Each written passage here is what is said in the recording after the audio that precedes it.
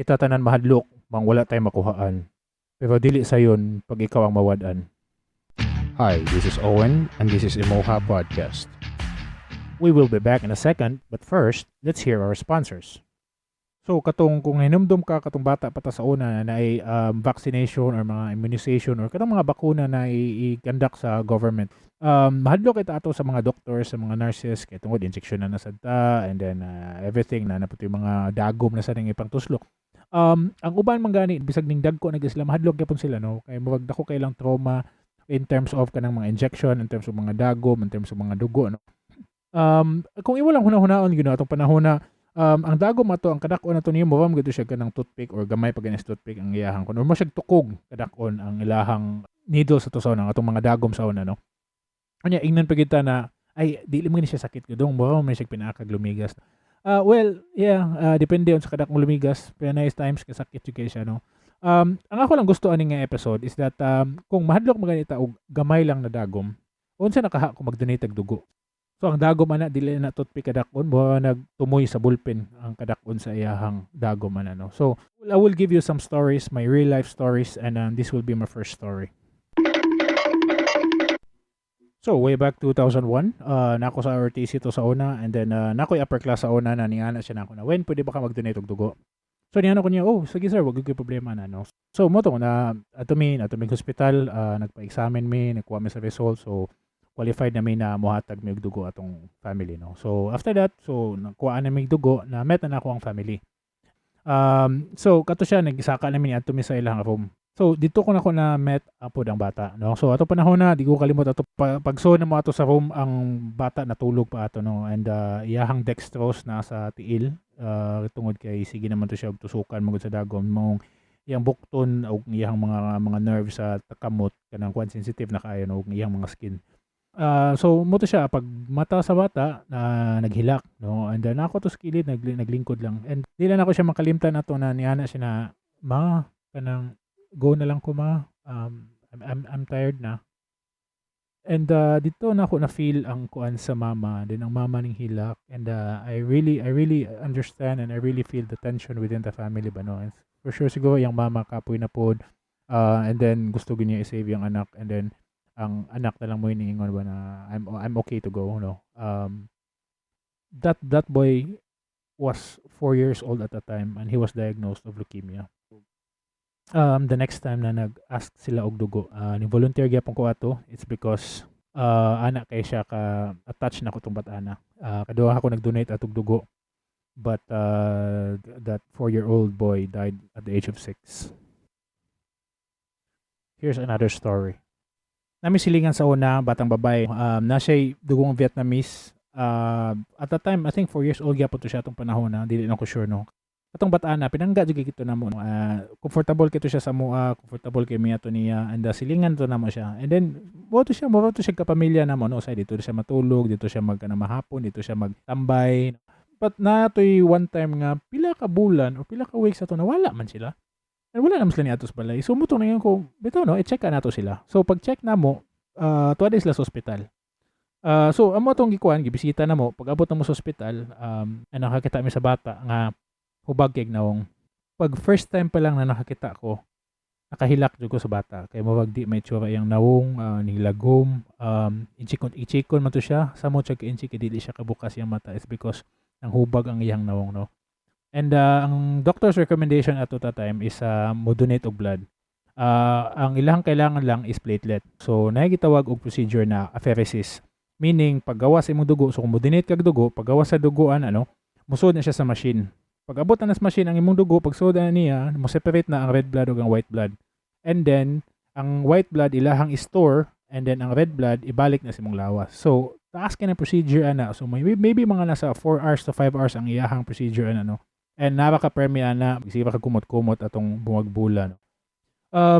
And also kana siya nga procedure no, dako pa jud siya na dagom no. Kung makakita ka ng mga unomidya nga lansang, mo na siya ginanakadakon. Mo siya lansang kadakon ang iyang dagom. And karon kanang bata-na na siya sa United States karon and nindot ta kay siya kinabuhi. And I think the whole family na nasa United States which is very good sa anang bata-na. Here's my another story. na one time na nag-chat ang akong ex-girlfriend. So nag-ask siya na ako kung pwede ba ako donate og dugo. Kaya iyang best friend nga lalaki nagka-dengue. So niya ako niya, yeah sure, wadyo problema. So niadto ko sa hospital, nagkita mi, and then ang kuha na to is need na po og procedure, the same procedure sa apheresis. So platelet gapon kuhaon, no. Nakasway naman ko ato na procedure, mao nang okay ra nako. So mo to, may paghuman sa bleed, pag every time na mag-donate kag dugo, di ko patindogon ana, papahuwayon pa medyo ana. So gipapahuway pa ko ato, and then pag human ato ni saka ko sa room, no. And pag abot ako dito, nauna ang ako ang dugo sa ako. Nana ditong platelet giabunuhan na ang pasyente. So ato ko sa family na kumusta naman mo. And then ang girlfriend ni hilak, ni atubang sa ko ni hilak yung maayo na nagpasalamat and everything, no. At that time girlfriend pa niya to, but karon iyahan na siyang asawa. So last time na nagkuha na ko siya, nasla sa Malaysia, and I think kapag nasla sa United States, nanasla duha ka anak, and they also living a great life in the other side of the world, wala nasla sa Pilipinas. And that's really a good story sad sa kana nga situation. So, this will be my last story. Year 2020, around April, nakadonate kog dugo sa ako ang igsoon, no. Akong igsoon, ang hinalan og dugo tungod kay iyahang amo or iyahang boss, ang hinalan og dugo. But anyway, on same year, somewhere in November, nako nakita sa Facebook na gitagang akong kauban na need sila dugo. Since okay naman ko, after 3 months pwede naman ka maka-donate og balik og dugo, no. So ni-contact ko sa iya na, ma'am, kanang unsa may kailangan ani, basig pwede pa ako makatabang or something, no. So niya siya, ang akong sister magod kailangan og dugo. Pag ato sa hospital, niya ato ko sa blood bank, so pagpatesta ni ko, na ako mo'y donor ani nga patient or something, no. So wala sila atong panahon, wala ko kakita ato nila. And then at that time, pagdula ko sa blood bank, niya na sila na, sir, kanang, I think kailangan nato i-refer balik ta sa doctor is because ning-recommend man ng doctor na basig dili na sila abunuhan ng dugo. So nakaingon ko na, mas may noon, di ba? Meaning, dili sila makagasto sa test sa blood kanang results, no? And also, dili na sila kailangan og anang mga ini mga processes pag no? And meaning po ng ilahang situation or ilahang health issues, medyo naka-okay na. Tapos nakaingon ko na, may di ay.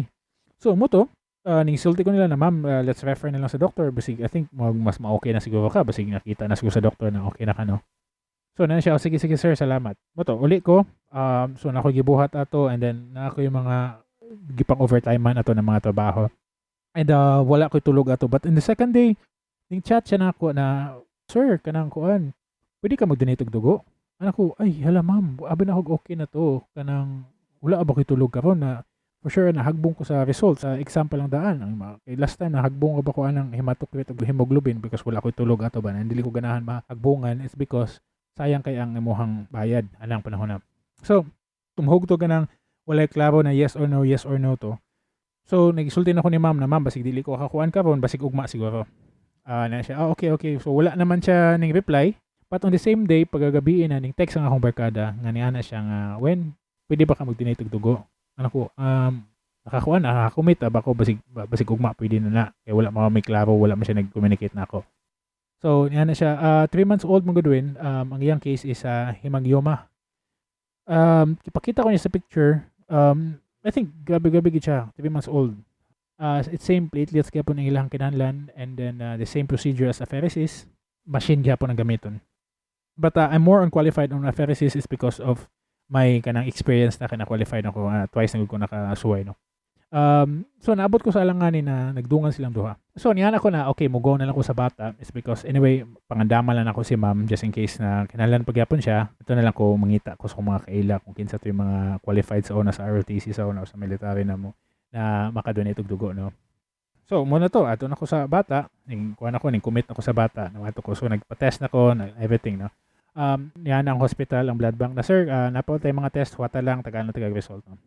So pagkakita sa result, niyana na sila na dili na sila kailangan og dugo. It's because okay na ang bata. On the next day, nakagawas na ang bata. And then nakaingon ko na, wow, salamat, no. In the first place, wala ako nakadonate og dugo. In the second place, okay na ang bata. Makasave na sila silang kwarta. And lipay ko sa bata na nakagawas na dili na sila kailangan og dugo, no. But when I check ni ma'am, at the same day si ma'am ning biya na sad sa to. Wala ko kasabot sa kong feeling ato. Wala ko kasabot sa feeling na mo akong nalipay na naguol. And to be honest, nakahilak ko ato is because I may be in a different situation ba, no, na bati ang ako ang choices kung asa ko dapita dapat. But si ma'am, nakuha to siya, I think it was cardiac arrest. Dili to siya sa issue niya about the kidney. I really feel guilty at the time. Munang gi-share na ko na siyang story sa inyo. It's because those stories really means a lot to me. So, ang pangutana ka nga nag-share na ako ninyo and why you care these stories. Maybe I'll just answer that question with a question also that are you willing to sacrifice your fear in exchange of the people you don't know? Or maybe, do you have the courage to face those needles na murag lansang kadakon? Well, my intention of the opening statement actually is just really intended to be like that. It's because kabalo ko na nagkanihit na ginang dugo nato din eh. And then maybe because not all people have the courage to share or to donate the blood. I know we have a fear, and some people will really want to conquer those fears, no. And then maybe let's start to conquer those fears of needles, no. I know na ay mga tao na mahadlok og heights, na yung uban mahadlok og mga tight spaces, ang uban mahadlok og mga bisag unsa, no. But ang ako lang is just that maybe let's start to face those fear of needles, no, and the fear of blood in exchange for someone's life. And also the reason why I share this story is because it's because of that girlfriend who really wants to have the family and that person in the hospital bed katong nagka-dengue. And also it's because of that little girl na wala siya kabalo na naapagid nindot na kinabuhi outside of the Philippines and nasa sa US karon. And also because of kato ni ma'am na bag-o lang nako siya na meet na wala ko tsansa na makatabang sa iya ha. And I think the baseline of this story ngano na si kog donate because of this 4-year-old boy who really wants to go is because he's not afraid to die. And I know I always carry this story all the time, no. Even now makahilak yapon ko every time mo share ko aning nga story. 20 years naman taning ning labay makahinumdum gyapon ko nila, no. I always remember this boy and I always remember the feeling na and until karon ma-feel gyapon ako to. Kung unsa tong emotional nga nakita nako sa iya ha. Ang emotion sa mama o sa pamilya na ang ako lang if what if no ang all hospital personnel will donate a blood, no, or maybe all military personnel, all police, all government officials maybe, or maybe let's say industry to industry nila, no, from construction industry, from IT industry, from hospitality, or from accounting and for the office and the BPO, no. Let's share our blood.